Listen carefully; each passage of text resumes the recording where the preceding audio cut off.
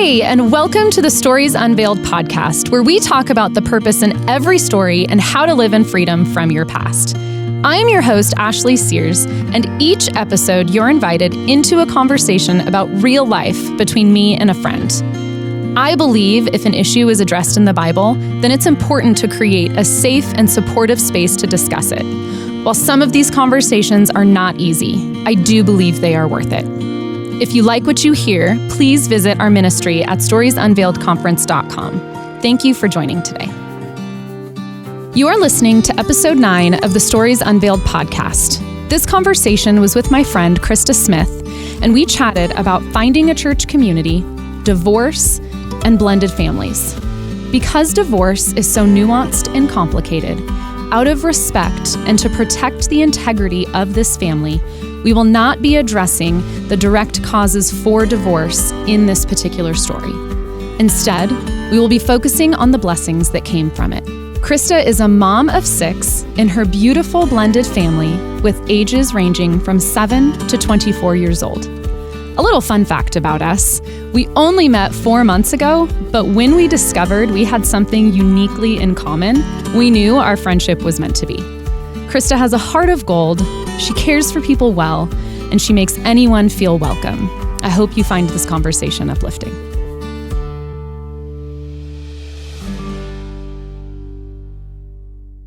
Krista, thank you so much for being here today. I'm really excited about this episode. We're just going to hop right in and tell me a little bit about yourself and your upbringing.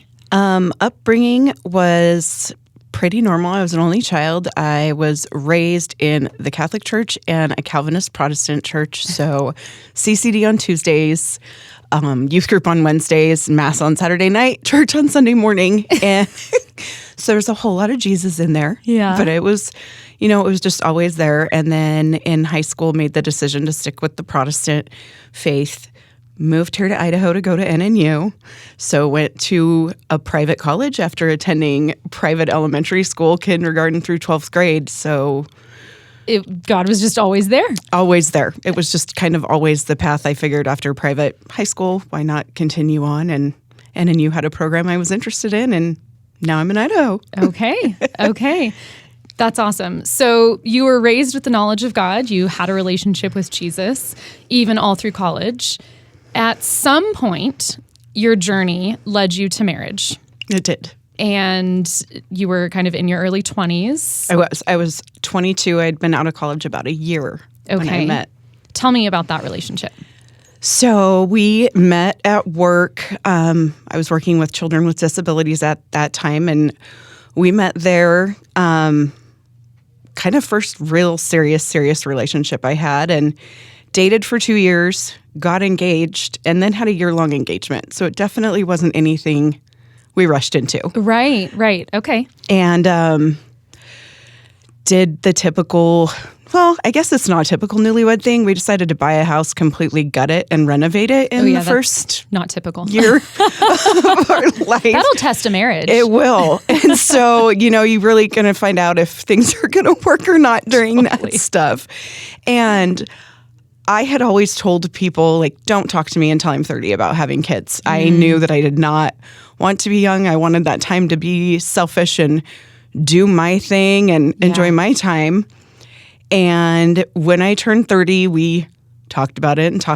He was 32, and we just were like, okay, we're going to try this. And about 6 months in, it hadn't been happening. And he had noticed a lump on his neck. Okay. And so we both decided, let's just both go in and get checkups. And so he eventually found out that he had non-Hodgkin's lymphoma. Okay. We had an amazing physician who said, your ultrasound looks perfect. Your blood work looks perfect. My gut is telling me this is something bigger. That's incredible, because typically that's not the case. No. He'd have been sent on his way. Yeah. And he said, non-Hodgkin's is one of those things. It's either nothing or it's everything. Yeah. I would really, really like to send you in and have that lymph node taken out. And within 24 hours, we had a diagnosis. And so our whole life plan got turned on its head at that point. Yeah. I took the whole pregnancy idea and kind of put it in a box and put it up on a shelf and just completely shifted gears into what's the next year of our life going to look like. Yeah. Yeah. And so God was so good through this whole process. He was diagnosed in January. Honestly, it was this week. And 6 months to the day, he was in remission. That's amazing. He had a phenomenal oncology team. He had an amazing physician. The treatment did what it did. Only one major hiccup when he decided to fly out of state and land himself in the hospital. Oh, no. And almost didn't come home. Yeah. So went through all that and came out on the other side. And then, of course, everybody wants to know, when are you having your family? Yeah. What are you doing? Because they caught it pretty early. They did. That he was able to kind of get through treatment, go into remission, and then obviously the next step was, and kids? And kids. And so, I mean, by this time I'm 31 and we're talking and going through any type of chemo. There can be issues. And absolutely. Found out we were not going to be able to have kids on our own. Okay. Did a lot of testing. So by the grace of God, our oncologist had spoken to us before his treatment began and made sure that he had banked sperm prior to, so just in case there was that very 15% chance that it wouldn't happen afterwards, we'd have an opportunity. Mm-hmm. And so we had to go through, we did about 4 rounds of IUI. Okay. All of them failed. So emotional. Mm-hmm. And then realized that we were down to a point where if we were going to have a family, it was going to have to be IVF. Yeah. And that is a roller coaster in and of itself. Yep. And hormone treatments, injections, just the emotional insecurity of the whole thing, and then wondering if it's actually going to work. Mm-hmm. But today I'm the mother of beautiful 10-year-old twins. That's and amazing. So it worked out. Yeah. Twins, no less. Yes, twins. 2 Were you for a little 1. freaked out? I wasn't, because my husband was a twin. Okay. And so I would always love that idea of them growing up in pairs. And we had a boy and a girl. Which is great. And it was awesome. And I was like, okay, our family's complete. Yeah. Boy, girl, and we can move forward. Yeah. And so life went on and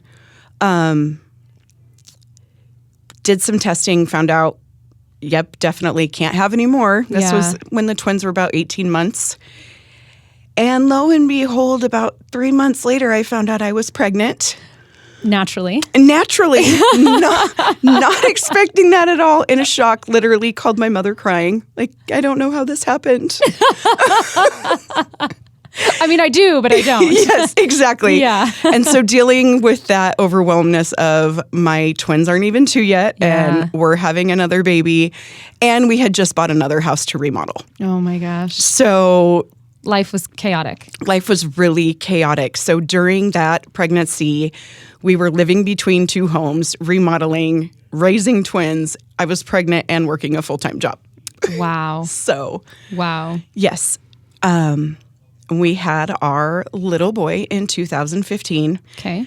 And his middle name is Danger because he beat all the odds and he's definitely meant to be part of our family. Yeah. But things were hard.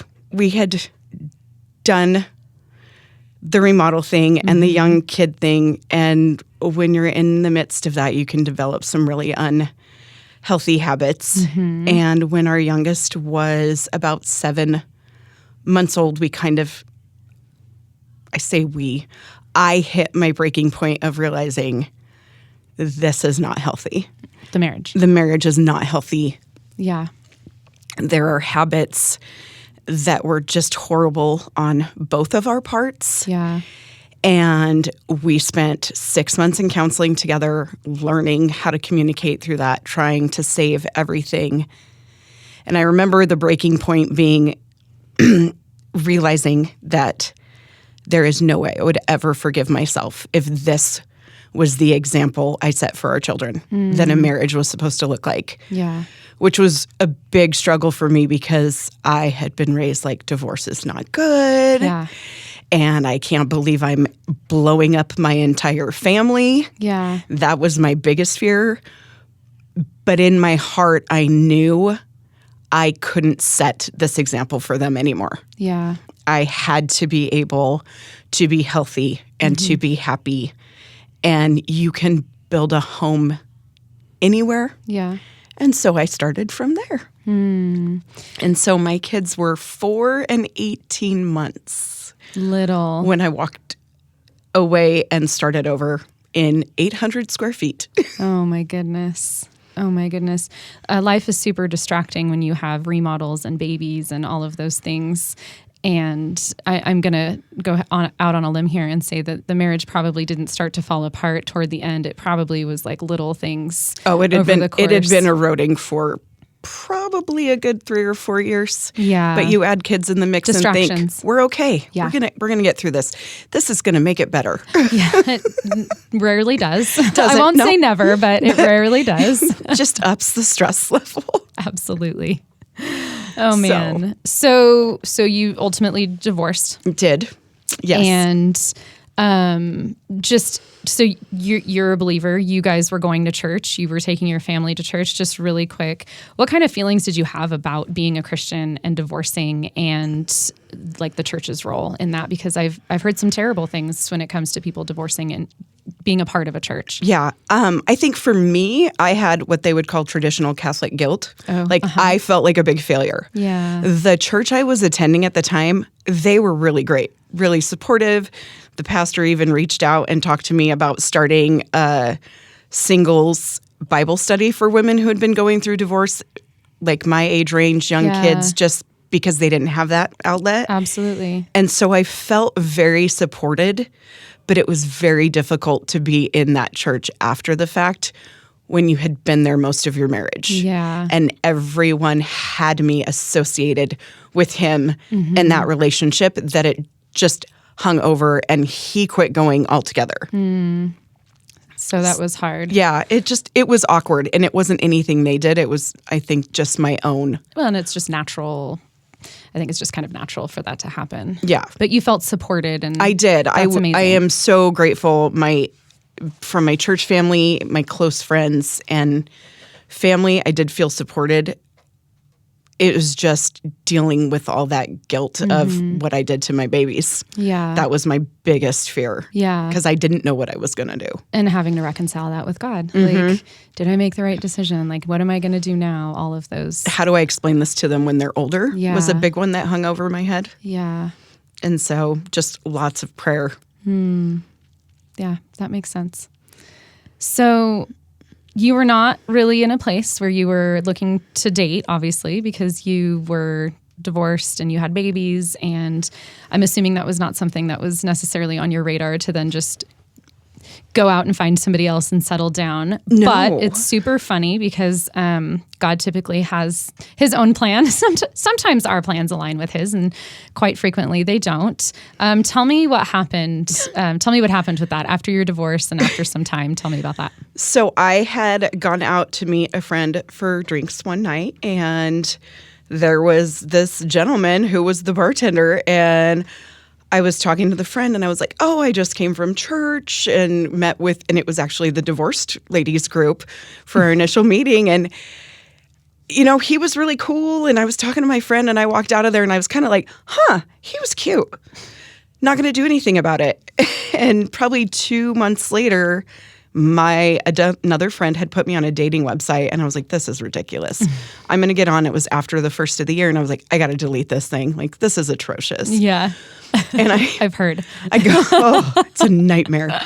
And so I got on this dating app, and I went to close it out, and there were all these messages, and I just happened to pop up his face, and he was like, hey, I think I was pouring your beer that night a couple nights ago, and I just responded back with, you were the guy with the glorious beard.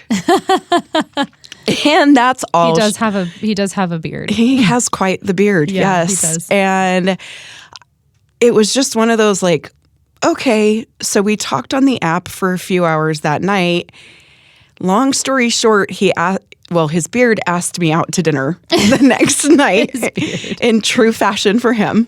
And we did a marathon 8 our date where we just talked and got to know each other. Really got to know each other and laid out all the ugly. Like, he has a rough past, and I just laid out all my stuff because I was at a point where I'm not settling. Yeah. I don't want to put a front on anymore. The whole reason I blew up my life was to be happy and content.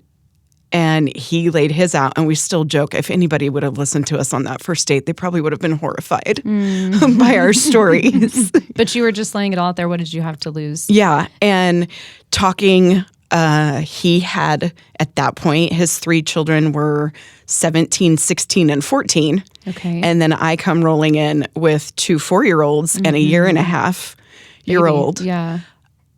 And so my brain was like, there's no way he's going to do this. Like, you need to run. Yeah. You're 4 years away from freedom, empty nest, go live your life. Yeah. And we hung out the next night and went on a couple more dates. And I just kept saying, you don't want to start over. Yeah. There's no way you want to start over. And I want to say it was date 4. He walks in and he goes, so I did some math. And he goes, when Noah, which is my youngest, graduates, that's the same year I can retire. So can you let it go already? He was trying to tell you that. He was okay with it. He was okay with it. And so God knew we were supposed to be together. I was going to ask, did you wrestle with God at all about, like, this is not what I was looking for? I did. I was like, I blew up my whole life and I'm supposed to figure out who I am. And I wasn't looking for anybody. And now I have this person who I fell deeply in love with in a way I had never felt about anyone before. And he loved Jesus. Yes, he was this amazing man of faith. And my ex and I had gone to church, but it was never his like fierce faith. Yeah. And Matt is just, it was so different and it was so apparent. And to meet this man who had been raising kids solo for 10 years and put himself through school. That's incredible. And done all that, it was a 180. Yeah. And I still giggle because I was angry the first time I told him I loved him. I love you, but I don't want to. Yeah, because in my brain, I shouldn't be finding someone. It's too soon because this was within 6 months of my divorce. And in my logical brain, not God's plan brain, I shouldn't have somebody in my life. This shouldn't be like this. And I certainly shouldn't have this man. Yeah. Yeah. Wow. So you guys ultimately go on to get married. We do. We got married a 1.5 years later. Okay. And all 8 of us. Because now there are 6. Because now we are a 6 Brady children. bunch. Yes. For sure. So 8 of us were in the house.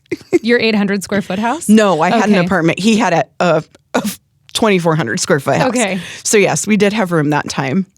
Okay. And just really kind of embraced the chaos. Yeah.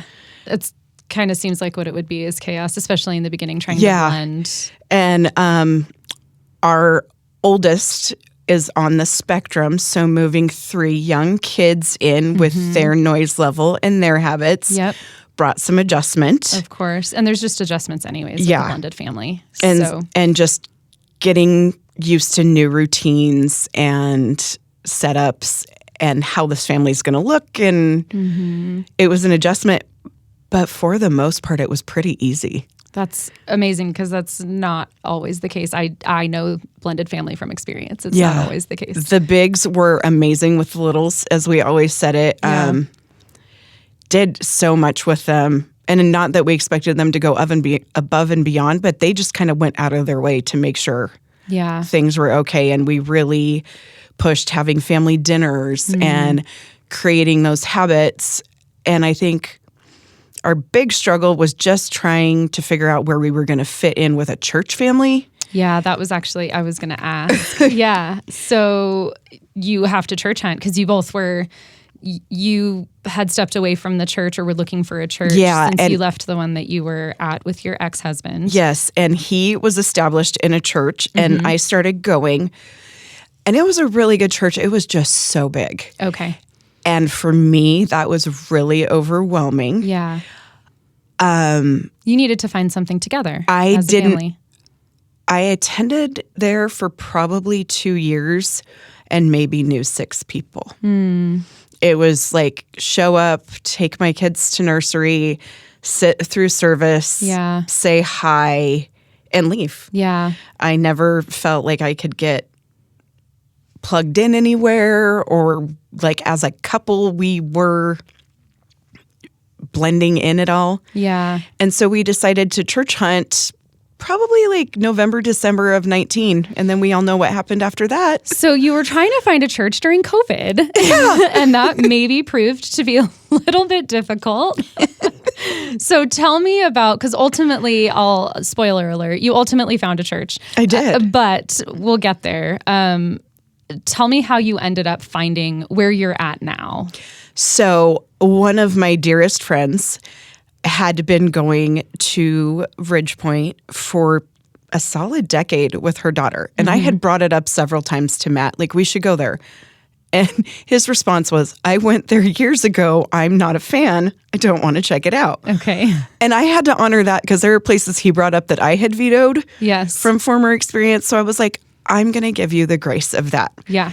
But it was always there, and I had gone to a couple women's events with my friend Casey and liked the vibe, but had never gone to a church service there. So I had no idea. Right. And Easter of 2022, you know, COVID, we had watched a lot of online church during COVID. As did we all. We just needed to get our kids plugged in. They were getting to that point. And they were even asking, like, when are we going to go back? What are we going to do? And finally, Easter, she just said, do you guys just want to come for Easter? Yeah. We didn't have the kids this year. They were with their biological dad. And I said, yeah, you know what? That sounds like a really good idea. And so we show up for Easter. We're both impressed with the worship. We're sitting with our friends. We get done with church. Met people that first day. It was kind of crazy. And then we get in the truck, and I remember we both shut our doors, and I just looked at him, and he looked at me, and I went, huh? And he goes, yup. I go, what do you think? He goes, I think we're going to be going back. And then we went back in 2 weeks, and my friend's husband had gotten rebaptized, and we brought our kids, and they loved the vibe. And that was kind of it from that point on. We just kept coming. We kept coming. We met people every Sunday that we were there, and we joked that we had our row with Casey and Dan. Like, we automatically had our seats that were waiting for us. About a month in, we got our kids plugged in at that program, Kids Rock. Kids program, And it's phenomenal. Like, it was such a game changer. Yeah. That's amazing. And now you guys are super plugged in. We have gotten very plugged in less than a year. Yeah, that's amazing. I'm gonna interject a little bit because I think Casey is worth talking about. Yes, she is. She's a force. Yeah. So Casey has been your friend, a very, very good friend for most of your adult life. Probably 15, 16 years. Yeah, you were with her when she got pregnant with her daughter. Yep. And through all of that and we got married 2 months apart. Yeah, you guys got married 2 months apart. Okay. That puts it in perspective for me because I remember when she got married. Yeah, she got married 7-8 and we got married 9-10. Okay. Casey isn't just your friend, though. Casey is my friend, too. And Casey has been a part of Stories Unveiled since the beginning. And she shared part of her story in year one in a video, and then she shared actually during 2020 on the stage, kind of live because we were all virtual, but she's just been a huge supporter of Stories Unveiled and been around for the long haul of it. But what happened to Casey? Casey earned her wings in June of 2022. Yeah. And I cannot say enough how happy I am that she's with Jesus. Yeah, me too. Because the 4 years she battled cancer. She was such a warrior and such a testament. Yeah. Every time I think about this podcast and who I'm going to have as a guest and all of that, I so deeply wish that Casey could be here. And I have to just tell the listeners how, Krista, you and I met. And I firmly believe that Casey would be tickled that you and I are friends. Oh, she's cheering it on. I guarantee. Because we didn't know necessarily the commonality that we had in Krista. So last year, Stories Unveiled conference, just this last one in September, Krista, you were in attendance. By myself. By herself. By yourself. Yes, absolutely. And I happened to be sitting behind you with the women's director of the church, of your church, which is also where we happen to have it. And I had done a tribute to Casey, a dedication to her because of her involvement and my love for her and my deep sadness for her passing. She had just passed just 3 months prior. And so I had done a dedication to her, and there was a handful of people that knew. I didn't know you, and so you didn't know that there would be one, but you were probably the closest person to Casey in that room. And I know that. What were you thinking when the dedication came on? Because it had nothing to do with Casey in the beginning. It had nothing to do with Casey in the beginning, but she was a marathoner. And it was like, I have run the good fight. And I continue. And I'm like, oh my gosh, this is just like Casey. Like, oh, it's my little God moment. It's so good. And I was like all involved and I'm smiling. And then you just thought that it was a coincidence. Yeah. Like I really thought it was God telling me this is okay. And coincidentally, it was like 2 days after the 3-month anniversary of her passing. So it had been a rough couple days. Yeah. And then her picture popped up on the screen. Yeah. And yes, it was her dedication with her picture. And it was beautiful. And you left. I did. You left the room really upset. And I panicked because I thought, oh no, I had known who you were, like by your face. I had seen you at her celebration of life. I knew who you were, but I'd never met you. And I didn't really know it was you until you got up and you left, and I panicked and I felt terrible. And so you run out, and the women's director runs out, and then I run out because I feel like I need to at least explain to you that I loved her too, and that was not supposed to be hurtful or upsetting, but why I did that. And kind of as we're working through that in the hallway, and I'm kind of not necessarily apologizing for doing it, but apologizing for the emotion that it invoked in you. You're wiping your tears, and you raise your arm as you're wiping your tears, and we're kind of talking, and I grab your arm because you have a tattoo on your left forearm. And I grabbed your arm and I went, hold on. And I rolled up my sleeve and I showed you my left forearm. And lo and behold, we have matching tattoos. Which we both got on the island of Maui, no less. It is true. Like almost identical. Yes. Almost identical tattoos. It is so funny. And I really I feel like in that moment it was solidified that like, God we're going to be friends. What's interesting though is our tattoos say Ohana. Which means family. Which is pretty awesome. And Casey was my family, and I feel like God's hand was in all of that. Like, and you didn't have to apologize. You felt that. I thought it was a beautiful tribute. My fear was, I don't want to blubber in front of all these strangers. Because this is going to take me a minute. It's okay. It was a very real and raw moment. But I'm actually so glad for that moment because I was able to meet you. Yeah. And it played out perfectly. Yeah, absolutely.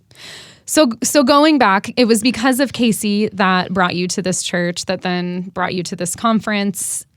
It allowed me to meet you and just to know your story and who you are and your beautiful family. And even though Casey is gone, God used Casey. God knew what was going to happen. And I just love how, just tell me like how you've been able to see God play out. I think one of the great parts is she had said, "I'm so glad you're there because I know that my husband won't be sitting there alone on Sunday mornings." Mm-hmm. And that kind of hit me because it is very hard to be alone at a church. Yeah. And she just knew. And there were Sundays before she passed where she couldn't be there. And he would go and he would sit with us. And I'm like, okay, God knew. And so this August, there was a call to baptism at our church. And I had been baptized as an infant. Mm-hmm. But it was like really heavy on my heart. And my kids, the younger ones, the twins definitely wanted to do it. And the youngest one, he was like, "Mom, I want to get baptized." And I go, "Okay, they're going to do it in August." Little did I know it was going to be in the river.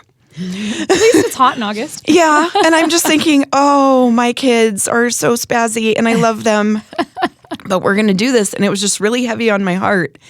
And I remember sitting down with Matt going, "Do you think it's weird that I'm really feeling like I want to get baptized with them?" Mm-hmm. Like, I want to set this example, and I want, as an adult, especially after these last 6 months of what I've gone through, like, if it wasn't for my faith, I wouldn't have made it through. Yeah. Like, at all. And so the beginning of August, myself and my 3 kids were baptized by the pastor of our church, who I had a quick relationship with because the first time I met him was planning Casey's service. Yeah. And so it was just a very full circle, amazing moment that I could share with my kids. Mm-hmm. And watching the way the church family came around us, from the children's directors to women's directors to people we hadn't met who now like come up and say hi. Mm-hmm. And the way we've invested in this church and the way it's invested back in us in less than a year. It's God knew. Yeah. And Casey kept trying to hint at it. And as much as we wanted to follow our plan, this has turned out so much better than we could have ever imagined. That's amazing. That's amazing.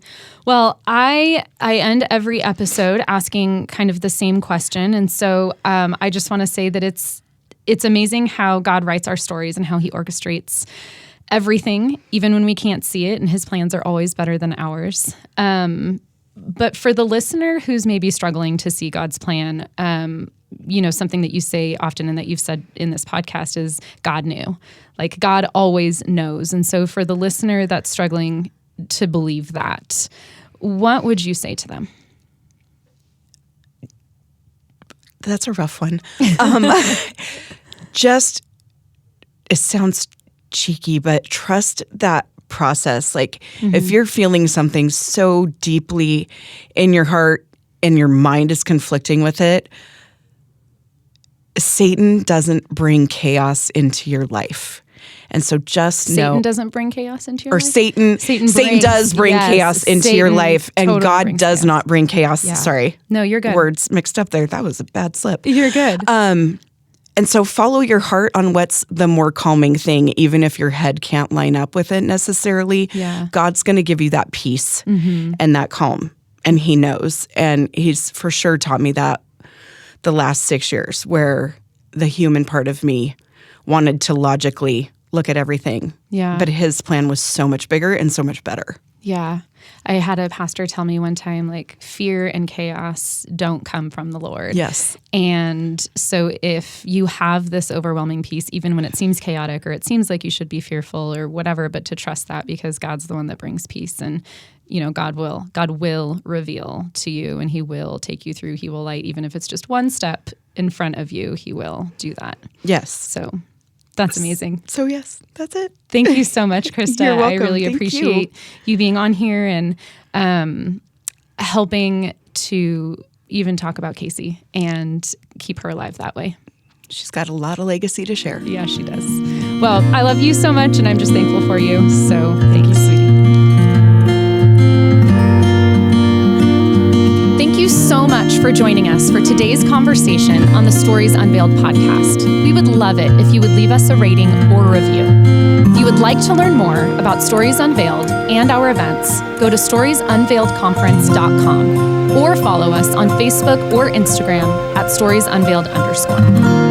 The Stories Unveiled podcast is created in partnership with KTSY and Barefoot Media Ministries. For more encouragement and other podcasts, visit ktsy.org. Have an incredible day and go live unveiled.